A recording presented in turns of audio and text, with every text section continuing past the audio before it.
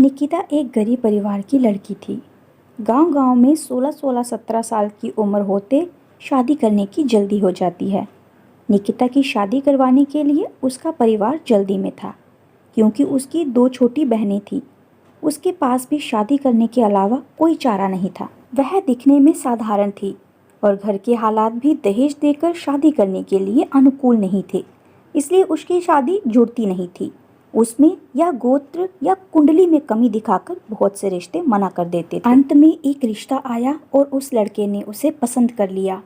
लड़का सेना में सिपाही था। बुजुर्ग लोगों ने शादी करने पर नाराजगी जताई और कहने लगे कि लड़का अपनी पत्नी को समय नहीं दे पाया और कल शहीद हो गया तो। पिता ने बेटी से पूछा। निकिता ने अपने पिता की परेशानी देखकर शादी के लिए हामी भर दी और शादी हो गई। निकिता अपने ससुराल चली गई। फिर कुछ दिन बाद पति ड्यूटी पर चला गया। निकिता अकेली रह गई। वह सोचने लगी कि घर बैठे बैठे क्या करना चाहिए। सास से पूछने के बाद ही वह पहली बार घर की सीढ़ियों से नीचे उतरी।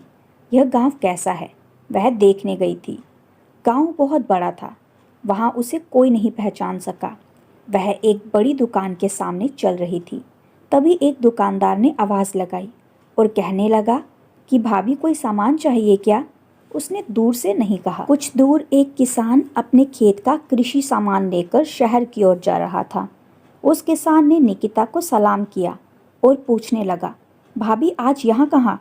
इस पर निकिता ने उससे कहा, आपको क्या करना है, मैं कहाँ भी जाऊँ?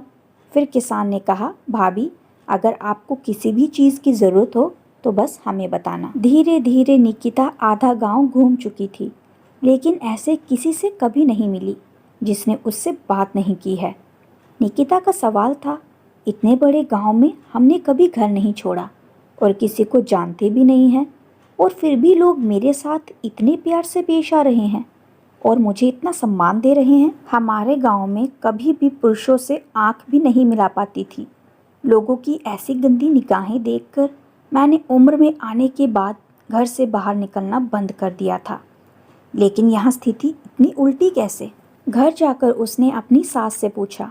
सास ने कहा, ओह तुम एक फौजी की पत्नी हो, इसलिए तुझे गांव में इतना सम्मान मिलता है जैसे मुझे माँ बनने से मिलती है। ये सुनकर निकिता की आंखों में खुशी के आंसू आ गए। उसका सीना गर्व से फूल गया। वह खुश थी कि उसने एक फौजी पति चुना था। तो दोस्तों, आज की ये कहानी आपको कैसी लगी आप कमेंट सेक्शन में ज़रूर बताइएगा, और कहानी पसंद आए तो कहानी को लाइक कीजिए, अपने दोस्तों के साथ ज़्यादा से ज़्यादा शेयर कीजिए, और हाँ, जाते जाते चैनल को सब्सक्राइब करना मत भूलिएगा। तो मिलते हैं बहुत ही जल्द अगली कहानी के साथ। तब तक के लिए शुक्रिया।